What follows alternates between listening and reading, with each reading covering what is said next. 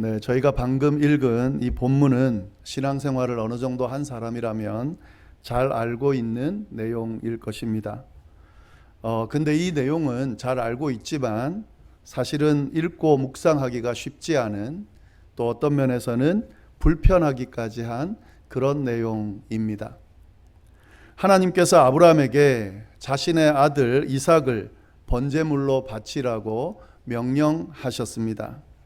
근데 이 명령이 좀 이해하기 힘든, 더 나아가 용납하기 힘든 그런 명령이었습니다. 아들을 제물로 바치라는 명령을 하신 하나님, 어떻게 이해할 수 있을까요? 아이들을 제물로 바치게 하는 이방신들과 비교했을 때 별반 다를 바가 없는 하나님의 모습인데, 어떻게 이 하나님의 말씀을 듣고 이해하고 그 명령을 따를 수 있을까 하는 거죠. 특히 이 아들을 둔 부모의 입장에서는 이 명령을 지키기가 쉽지가 않을 것입니다. 그리고 이 아들이 그냥 아들이 아니지 않습니까? 노년에 얻은 아들입니다. 아이를 가질 수 없는 그런 상황에서 얻게 된 그런 귀한 아들입니다. 또 이 아들은 하나님께서 친히 주신 아들입니다. 그런데 그 아이를 제물로 바치라고 지금 하나님이 명령하고 계십니다. 이해하기 쉽지 않죠. 받아들이기도 쉽지 않고 또 이행하기도 쉽지 않은 그런 명령입니다. 여러분 한번 생각을 해보세요. 혹시 우리에게 하나님이 이런 명령을 내리신다면 여러분 어떻게 행동하시겠습니까? 제가 이런 상황이 됐다라고 하면 저는 솔직히 하나님의 명령이라 할지라도 따르기 쉽지 않은, 또 생각하고 싶지도 않은 그런 명령으로 느껴집니다. 하나님께서 이런 명령을 내리셨는데, 오늘 본문을 보면 하나님께서 이런 명령을 아브라함에게 내리셨고 아브라함은 또 그 명령을 순종합니다. 이해하기 쉽지 않은, 받아들이기 힘든, 이행하기 힘든 명령을 하나님께서 내리시는 것도, 그것도 받아들이기 쉽지 않은데 그 명령을 아브라함이 또 순종하며 이행한다 하는 거죠. 이 말씀을 어떻게 해석하고 이해해야 하는가? 우리가 그냥 넘어갈 것이 아니라요, 잘 들여다보고 잘 해석하고 잘 이해해야 이 말씀이 가지고 있는 의미를 정확하게 알 수가 있습니다. 몇 가지 질문을 가지고 이 질문에 답하면서 이 말씀의 의미를 좀 같이 이해해 보겠습니다. 첫 번째 드리고 싶은 질문은 하나님께서 왜 이런 명령을 내리셨을까 하는 거죠.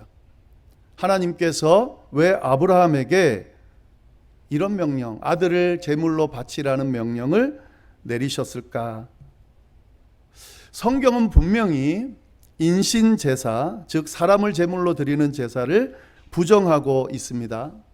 그리고 그런 사람이 있다면 찾아내서 반드시 죽여야 된다라고 말하고 있습니다. 레위기 20장 2절부터 5절까지의 말씀을 보면 이렇게 되어 있습니다. 너는 이스라엘 자손에게 또 이르라. 그가 이스라엘 자손이든지 이스라엘에 거류하는 거류민이든지 그의 자식을 몰렉에게 주면 반드시 죽이되 그 지방 사람이 돌로 칠 것이요 나도 그 사람에게 진노하여 그를 그의 백성 중에서 끊으리니 이는 그가 그의 자식을 몰렉에게 주어서 내 성소를 더럽히고 내 성호를 욕되게 하였음이라. 그가 그의 자식을 몰렉에게 주는 것을 그 지방 사람이 못 본 채 하고 그를 죽이지 아니하면 내가 그 사람과 그의 권속에게 진노하여 그와 그를 본받아 몰렉을 음란하게 섬기는 모든 사람을 그들의 백성 중에서 끊으리라. 이렇게 되어 있습니다. 이 몰렉이 이방신인데요, 자녀를 바치는 그런 신입니다. 이 몰렉에게 아이를 바치는 사람을 혹시 발견하거든 하나님이 어떻게 하라고 그러십니까? 그를 찾아내서 죽이라고 이야기를 합니다. 혹시 만약에 그 옆에서 그 모습을 보고 모르는 척 하게 되면 모르는 척한 그 사람까지도 내가 끊을 거다. 그의 백성들 사이에서 끊을 거다. 이렇게 지금 이야기를 하고 있습니다. 여러분, 인신제사, 아들을 신에게 바치는, 제물로 바치는 이것을 성경은 아주 강하게 부정하고 있습니다마는, 근데 왜 하나님은 아브라함에게 이런 명령을 내리시는가 하는 거죠. 아들을 제물로 바치라고 지금 명령하고 계신 거거든요. 여러분, 이 부분을 우리가 잘 깊이 생각하고 명확한 답을 가질 수 있어야 됩니다. 성경은 분명히 반대하고 있음에도 불구하고 하나님은 왜 이 상황에서는 아브라함에게 이런 명령을 내리셨을까? 오늘 본문을 잘 보시면은요, 하나님이 왜 그렇게 하셨는지를 명확하게 이야기하고 이 스토리가 진행이 되고 있습니다. 1절 말씀 보시면 이렇게 되어 있죠. 그 일 후에 하나님이 아브라함을 시험하시려고 그를 부르시되 아브라함아 하시니 그가 이르되 내가 여기 있나이다. 하나님이 아브라함을 부르셨는데, 부르시고 이 다음에 명령을 하실 건데 왜 그렇게 하셨는가? 아브라함을 시험하시려고 그렇게 하셨다. 명확히 분명히 표시가 되어 있죠. 여러분, 하나님께서 아브라함에게 아들을 번제로 바치라고 하는 그 명령은 아브라함을 시험하기 위함이었습니다. 이걸 좀 잘 이해하고 계셔야 됩니다. 하나님의 명령의 목적이 아들을 제물로 바치는 데 있지 않다는 사실을 우리가 명확히 알아야 합니다. 지금 인신제사를 드리라는 것이 아닙니다. 아브라함을 시험하기 위해서입니다. 아브라함을 시험하기 위해서 이 일을 했다. 그건 또 어떤 의미인가? 그 내용을 같이 좀 나눠보면 좋겠는데요.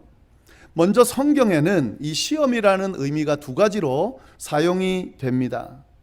하나는 템테이션이라고 하는 유혹의 의미를 사용할 때 이 시험이라는 표현을 씁니다. 상대방을 넘어뜨리고 상대방을 유혹하기 위해서 하는 그 행위, 그게 시험이에요. 주로 사단이 사용하는 것입니다. 그리고 또 하나의 의미의 시험이 있는데요. 그것은 테스트라는 의미입니다. 평가하는 거죠. 지금 실력이 어느 단계인지, 어느 정도의 성취를 이루고 있는지를 확인하기 위해서 평가하는 시험이 바로 지금 말씀드린 이 시험입니다. 그것은 넘어뜨리는 게 목적이 아니라요, 지금의 상태를 제대로 평가하고 더 발전적인 방향으로 나갈 수 있도록 제시하기 위해서 이 시험을 하는 거죠. 특히 하나님께서 주로 사용하시는데 자기 백성들을 평가하고 더 성숙시키려 할 때에 이 시험을 사용하십니다.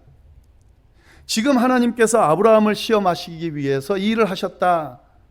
테스트하기 위해서 이 시험을 사용하신, 이 명령을 내리신 거다 하는 거죠. 넘어뜨리기 위함이 아닙니다. 그를 평가하고 세우기 위함입니다. 그런데 이렇게 설명을 드림에도 불구하고 그래도 그 시험은 너무 가혹하다라고 말하는 분이 있을 수 있습니다. 그렇잖아요. 아무리 시험이지만 아들을 제물로 바치라는 시험은 너무 가혹하죠. 그죠? 부모 입장에서는. 근데 지금 하나님께서 이 시험을 아브라함에게 하고 있다는 거죠. 왜 그럴까요? 지금 아브라함의 믿음을 제대로 평가하기 위해서 이 시험이 꼭 필요했기 때문에 하나님께서 아브라함에게 이 시험, 이 명령을 하고 있다는 거죠. 왜 아브라함에게 이 시험이 필요했을까요? 이건 이제 우리가 추측해보고 해석해보는 건데요. 아마도 지금 아브라함의 마음 상태가 어땠는지를 우리가 좀 볼 필요가 있겠습니다. 어쩌면 지금 그 당시 하나님께서 이 명령을 하실 때에 아브라함에게 있어서 아들 이삭이 우상처럼 여겨졌을 수도 있습니다. 하나님은 우상을 숭배하는 걸 원하지 않죠. 아무리 하나님의 백성이라도 우상을 숭배하는 백성은 하나님이 내치십니다. 그런데 지금 아브라함의 경우에 아들을 우상으로 섬길 수도 있다는 거죠. 아브라함에게 있어서 아들 이삭이 우상이 되어버렸을 수도 있다 하는 거죠. 충분히 우리는 그렇게 추측할 수 있죠. 한번 생각해 보세요, 여러분.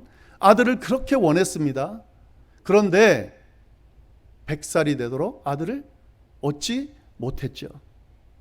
이제 더 이상 아내가 아이를 낳을 수 없는 상황이 됐다라고 했을 때는, 그때는 이제는 더 이상 아이가 생길 수 없구나, 아들을 낳을 수 없구나라는 포기하는 지경까지 갔을 겁니다.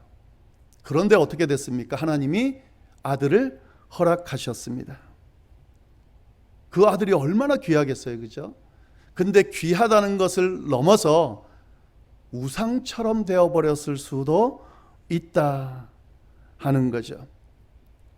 하나님께서 아들을 주시고 그 아들을 통해서 당신의 약속을 이행하고 계신데 그 사실을 잊어버렸을 수도 있을 것 같습니다.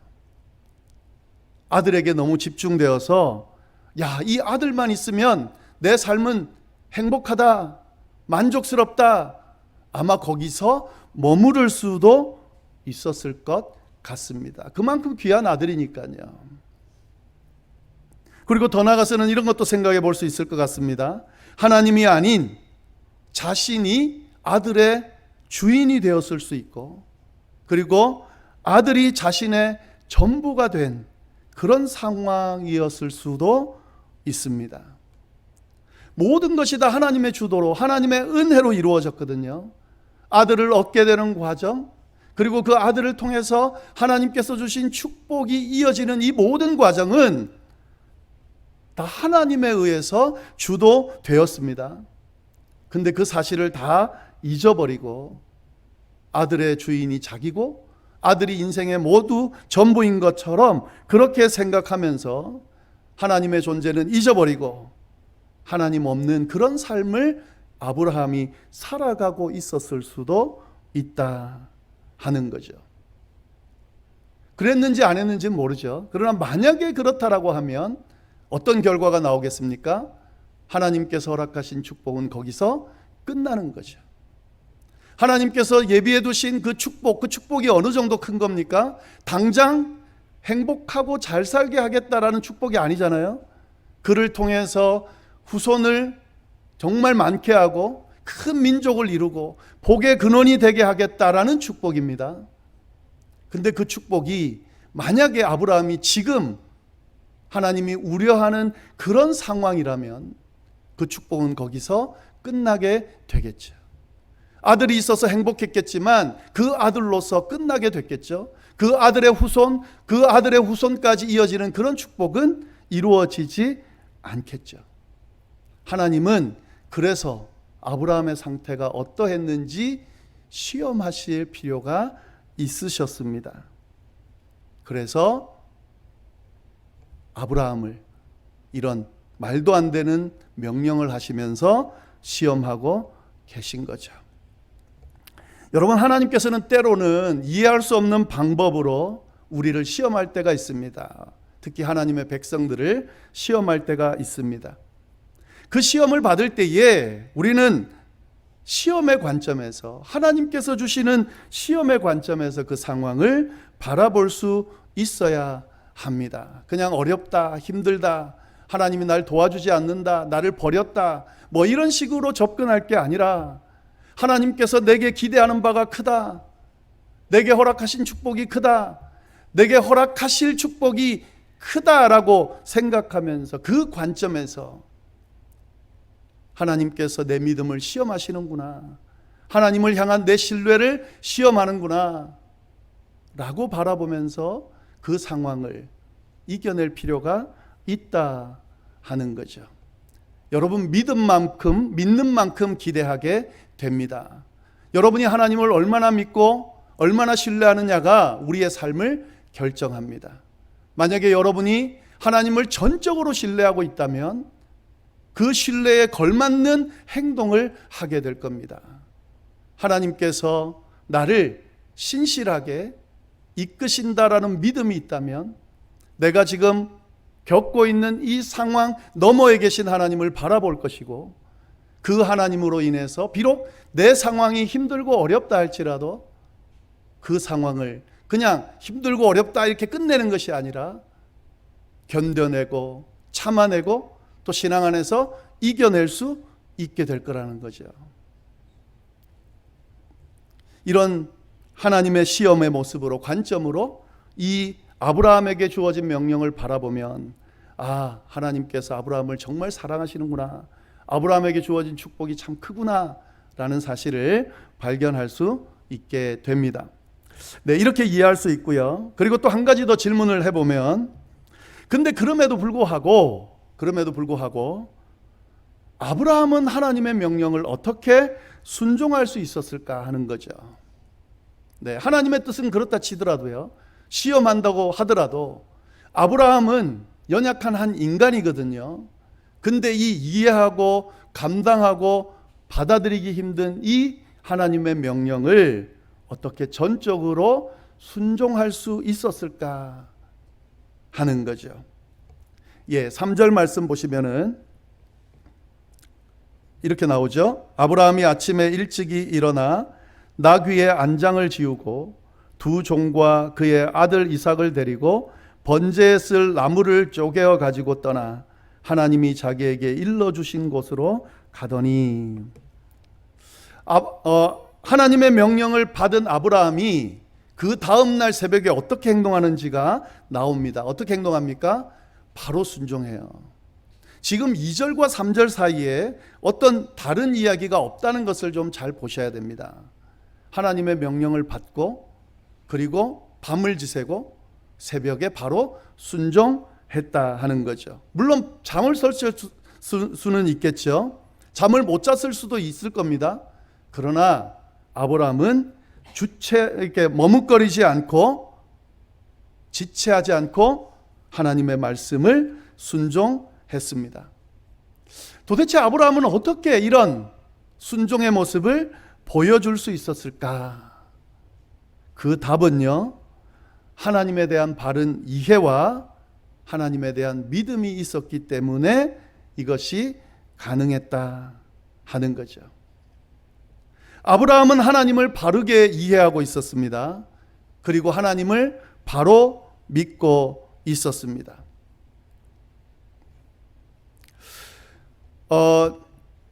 아브라함이 아무리 그냥 믿음이 좋다 이렇게 그냥 하더라도요, 아들 죽여서 제물 바치라는 그 명령을 따를 아버지는 아니죠. 아마도 어쩌면 하나님 앞에 아들 대신에 제가 죽을게요, 제가 제물이 될게요, 이렇게 했을 겁니다. 이게 정상적인 부모라면 그렇게 하겠죠. 근데 그렇게 하지 않았잖아요. 그런 내용이 안 나오잖아요. 아브라함은 하나님을 바로 이해하고 바로 믿었다는 거죠. 어떻게 해요? 하나님이 그럴 뿐이 아니라는 사실을 제대로 이해한 거죠.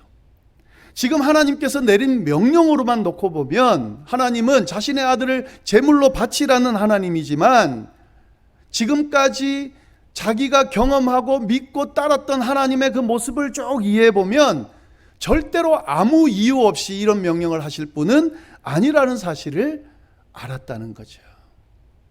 지금 이해할 수 없는 이 명령을 하나님이 하고 계시지만 분명히 이유가 있을 것이라는 사실을 알았다는 거죠. 지금까지 아브라함이 겪었던 하나님은 어떤 하나님입니까? 자신을 선택하신 하나님이죠. 자신을 축복하신 하나님이죠. 자신의 부족함을 메꿔주시고 참아주시고 인내해주시고 이끌어주신 하나님이죠. 불가능한 것을 가능하게 하신 하나님이죠. 아들을 얻을 수 없는데 아들을 얻게 하신 하나님이죠. 그 아들로 끝나는 것이 아니라 그 아들을 통해서 큰 민족을 이루겠다고 약속하신 하나님이에요. 이 하나님을 아브라함이 알았고 이해했고 경험했습니다. 이런 하나님의 관점에서 바라봤을 때에 비록 지금 이해하고 받아들이기 힘든 그런 명령을 하고 계시지만 그 명령의 의미가 있을 것이라는 사실을, 그냥 아들 제물로 주고 끝 이렇게 하지 않을 것이라는 사실을 이 아브라함이 믿고 있었다는 거죠. 제대로 알고 믿고 있었다는 거죠. 여러분, 시험을 이길 때에 아주 중요한 것은요, 하나님을 바로 이해하고 믿는 겁니다. 시험을 이길 수 있는 방법은 이것밖에 없어요. 하나님을 제대로 이해하고 제대로 믿으면 어떤 시험이라도 감당할 수 있습니다. 아브라함이 지금 그 모습을 보여주고 있는 거죠. 오늘 말씀을 쭉 보면은요, 아브라함이 하나님을 어떻게 믿고 있는지 그 흔적들이 보여요. 그거 몇 가지만 좀 살펴보면은요, 5절 말씀 한번 보세요. 5절 말씀 우리 같이 한번 읽어볼까요? 5절 말씀을 읽겠습니다. 시작.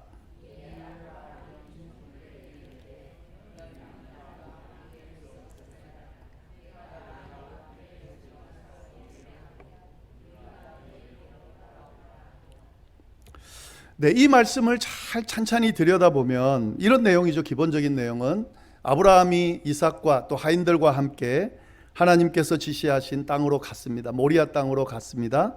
이제 하인들을 두고 아브라함과 그의 아들 이삭만 이제 제사를 드리러 그렇게 지금 가고 있는 가려고 하는 상황인데요. 이 하인들에게 아브라함이 한 이야기를 좀 잘 보시기를 바랍니다. 너희는 나귀와 함께 여기서 기다리라. 내가 아이와 함께 저기 가서 예배하고, 그 다음에 뭐라고 나옵니까? 우리가 너희에게로 돌아오리라. 지금 아브라함이 하인들에게 하는 이야기는 어떤 이야기냐면, 내가 내 아들하고 지금 하나님께 제사를 드리러 갈 건데, 제사를 드리고 나면 어떻게 해요? 그 아들과 함께 돌아오겠다고 지금 이야기하고 있는 겁니다. 여러분, 이게 사실 말이 안 맞잖아요. 지금 이삭을 제물로 바치려고 데리고 가고 있어요. 자, 이삭을 제물로 바치면 어떻게 됩니까? 이삭은 더 이상 이 세상에 없게 되겠죠. 그럼 돌아올 때 아브라함만 돌아오게 되겠죠. 근데 지금 그 일을 하고 있는데 아브라함은 그 일을 하면서도 이렇게 고백하고 있다는 거죠. 내가 내 아들하고 가서 제사 드리고 내 아들하고 같이 돌아오겠다. 우리가 돌아오겠다. 이렇게 지금 이야기하고 있는 거죠. 물론 이렇게 이야기할 수 있습니다. 하인들이 뭐 꼭 알아야 되는 건 아니니까 그냥 하인들한테 그냥 속이는 거죠. 뭐 자세히 설명을 안 하는 거예요. 그렇게 이야기할 수도 있지만 성경은 여러분 그렇게 불필요한 기록들을 기록하지 않습니다. 만약에 그랬다면 그 내용을 썼겠죠. 근데 그런 내용이 없습니다. 흐름을 보면 그런 내용이 아니에요. 아브라함은 지금 확신하고 있는 거예요. 제사 드리고 이삭과 함께 돌아오고 있다. 돌아오겠다 하는 거죠. 아브라함은 하나님께서 이 이삭을 그냥 제물로 바치고 끝 이렇게 하실 분이 아니라는 확신을 가지고 지금 이 일을 행하고 있다 하는 것을 우리가 알 수가 있습니다. 네, 또 다른 부분 한 부분 더 볼까요? 8절 말씀 한번 보실까요? 8절 말씀도 우리 같이 한번 읽어보겠습니다. 시작.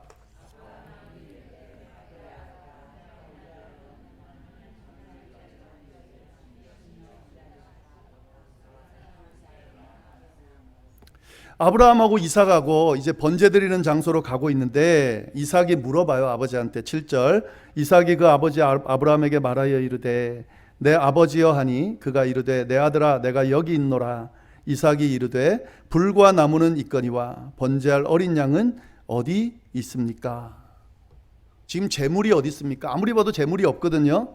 그래서 그것을 지금 이삭이 아버지 아브라함에게 지금 물어보고 있습니다.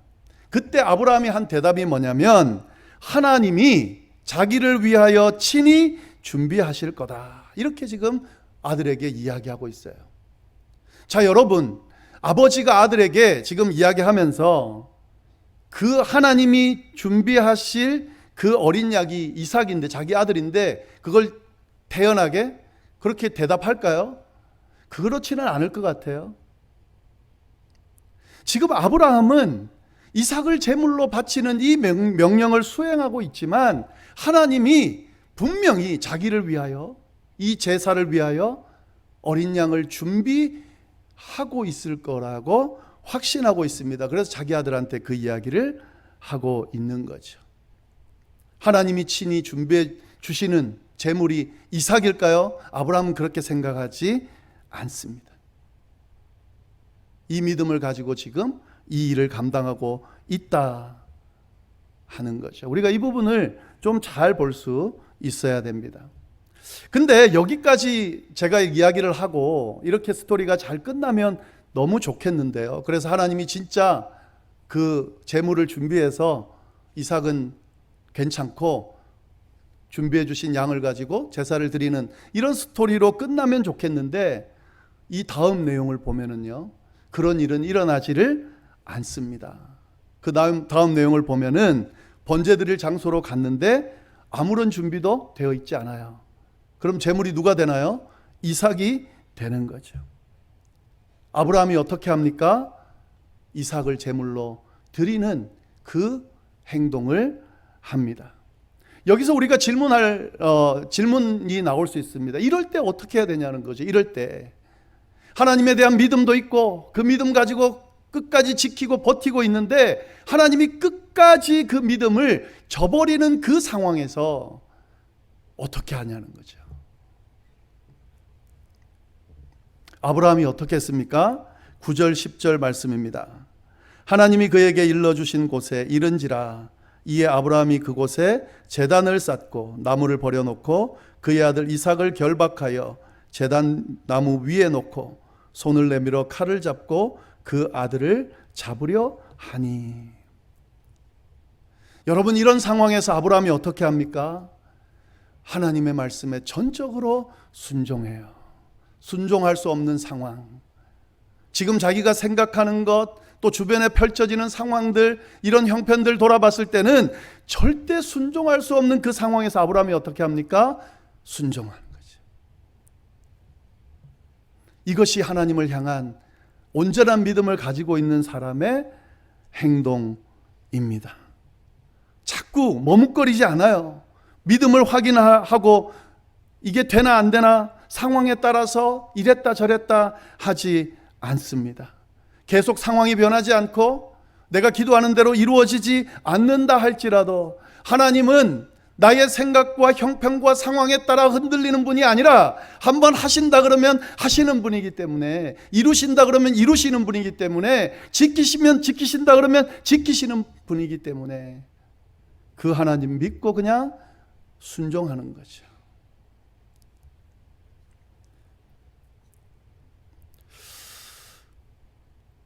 어떤 마음이었을까? 저는 이렇게까지 생각했을 거란 생각이 들어요.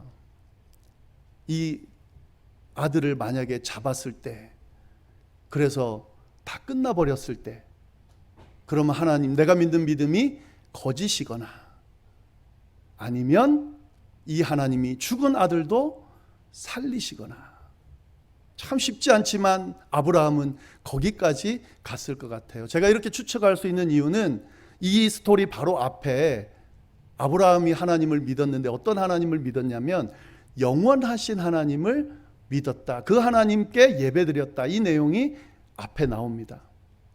아브라함이 믿은 하나님은 어떤 하나님이냐면 영원하신 하나님입니다. 유한한 하나님이 아니라 무한하신 하나님입니다. 제한적인 하나님이 아니라 영원하신 하나님입니다. 죽음도 막을 수 없는 영원하신 하나님을 믿고 지금 이 이삭의 생명이 혹 끝난다 할지라도 영원으로 그를 인도하실 거라 믿고 순종하지 않았을까? 뭐 거기까지 안 가더라도 하나님을 향한 믿음, 절대 한치 오차도 없이 그 일을 이루시는 하나님을 믿고 그가 온전히 행동했다 하는 거죠. 그랬을 때 어떻게 됐습니까? 그때 하나님이 막으셨어요. 그때 등장하셨어요. 이 믿음을 보일 때, 자기 사랑하는 아들보다 하나님을 더 사랑한다고 믿을 때, 그리고 그 하나님께서 자기와 자기 아들을 사랑하신다고 믿을 때, 하나님께서 자기의 백성을 절대로 그냥 팽개치지 않는다고 믿는 그 순간에 하나님의 역사가 일어났다는 거죠. 아브라함은 하나님에 대한 이런 이해와 믿음을 가지고 이 감당하기 쉽지 않은 시험을 이겨냅니다. 그리고 그는 복의 근원이 되었습니다. 그리고 그를 통해서 큰 민족이 이루어지게 됩니다. 하나님의 축복은 멈추지 않고 그 믿음 위에 임하고 그 축복이 흘러가게 됐다는 거죠. 이삭뿐만 아니라 그의 후손의 후손까지 그 축복이 이어지게 됐다라고 성경이 분명히 이야기하고 있습니다.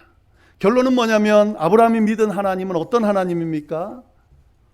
여호와 이레의 하나님이다. 준비하시는 하나님, 지켜봐 주시는 하나님, 돌보시는 하나님. 이 믿음으로, 이 믿음의 이야기로 오늘 이야기가 끝이 납니다. 여러분, 우리가 믿는 하나님은 어떤 분입니까? 많이 고백할 수 있겠죠? 이 여호와의 이레의 하나님을 제대로 이해하고 제대로 믿을 수 있으면 좋겠어요. 이 여호와의 이레의 하나님, 우리의 상황을 잘 아시고 준비해 주시는 하나님, 그리고 어떤 상황에서도 지키시고 보호하시는 그 하나님, 그 하나님의 손을 꼭 붙들고 절대로 놓지 않으면 하나님께서 예비해 두신 엄청난 축복을 넘치도록 채워주실 그 하나님에 대한 믿음을 가지고 우리에게 주어진 신앙생활을 하고 또 우리의 시험들을 감당해 나갈 수 있다면 믿는 자로서 아브라함처럼 우리도 승리할 수 있다는 사실을 오늘 말씀이 우리에게 전해주고 있습니다. 이런 믿음의 여정을 함께 걸어가는 우리 모두가 될 수 있기를 간절히 바랍니다. 기도하겠습니다. 하나님 아버지, 참으로 감사합니다. 귀한 말씀으로 우리에게 대화하여 주시고 또 어떻게 살아야 하는지, 또 어떻게 믿음 생활을 해나가야 하는지, 또 어떻게 시험을 이겨나가야 하는지 알려주셔서 감사합니다.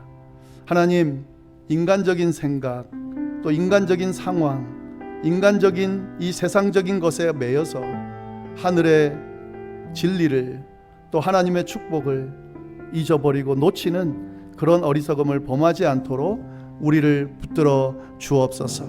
여호와 이레의 하나님, 우리를 준비하시고 우리를 돌보시고 지키시며 인도하시는 그 하나님을 향한 믿음을 제대로 세우고 제대로 붙들고 살아감으로 말미암아 하나님께서 주시는 축복을 놓치지 않고 마음껏 누리는 그런 삶을 살아가는 우리 모두가 될 수 있도록 주여 역사하여 주옵소서.